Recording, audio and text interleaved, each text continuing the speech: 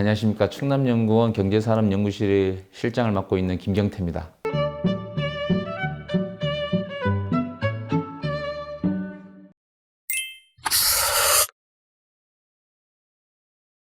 농촌 관광은 농촌의 풍부한 깨끗한 자연 환경하고 지역의 생활 문화 등을 관광객들에게 제공하면서 지역민들과 교류하고 체험하는 걸로, 쉽게 말하면 지역의 농촌성을 바탕으로 해가지고 방문객들이 제공하는 체험이 결합되어 있는 개념이죠.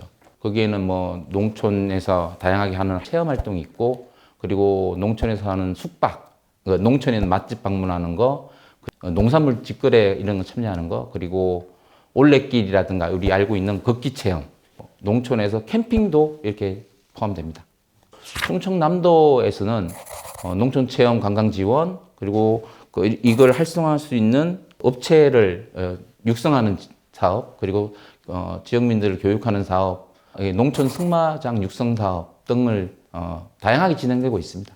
대표적인 게 조금 전에 말씀드렸던 농촌 체험 휴양마을인데, 코로나 전 2018년까지 방문객 수가 176만 정도 왔었습니다. 그런데 코로나 여파로 2020년에는 76만 명 정도? 그러면 한 51% 정도가 줄은 것으로 나타났습니다. 그리고 전염병 예방에 대한 민감성이 증대되면서 안전, 방역 이런 부분에 대한 부분이 되게 중요하게 생각됐고요. 그래서 관광지나 관광기업들이 많이 고려하게 되고, 그리고 관광객들도 야외 공간의 선호도가 높아졌습니다. 따라서 생태관광이라든가 농촌관광이라는 부분이 선호도가 높아질 것으로 기대하고 있습니다.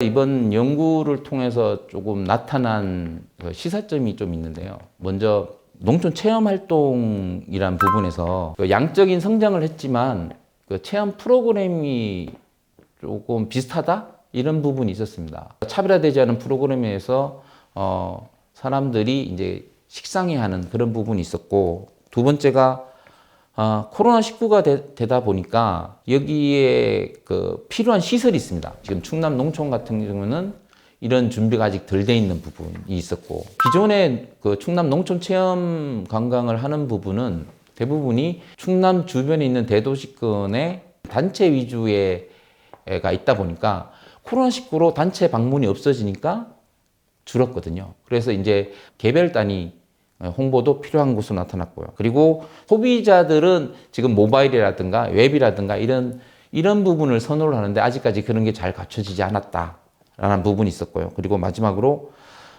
농촌 체험 이런 활동만으로는 지역의 소득이 안 됩니다. 그러면 지역의 자원을 활용해서 다양한 소득 사업과 6차 산업화로 가서 이 지역 전체가 소득을 만들 수 있는 어떤 소득 방안이 만들어야 되는데 이게 부족하다라는 게 결론이었습니다. 이에 따라서 어떤 정책으로 먼저 이제 포스트 코로나 대비를 좀 해야 되겠다. 둘째가 지역에 있는 자연환경과 뭐 생태 자원과 결합해서 하는 프로그램이라든가 아니면 야간 어떤 프로그램이든가 이렇게 프로그램을 좀 확대할 필요가 있다. 그리고 셋째가 기존의 정책 지원이라는 게 하드웨어 위주였습니다.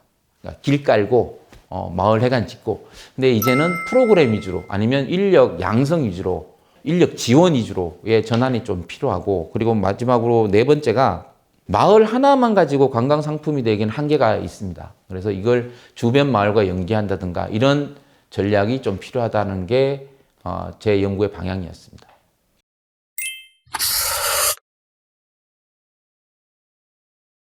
충남의 농촌 관광은 경쟁력은 있다. 충남은 다양한 자원을 보유하고 있습니다. 그러니까 관광객들한테 다양한 경험과 먹거리와 경관을 제공해 줄 수 있습니다.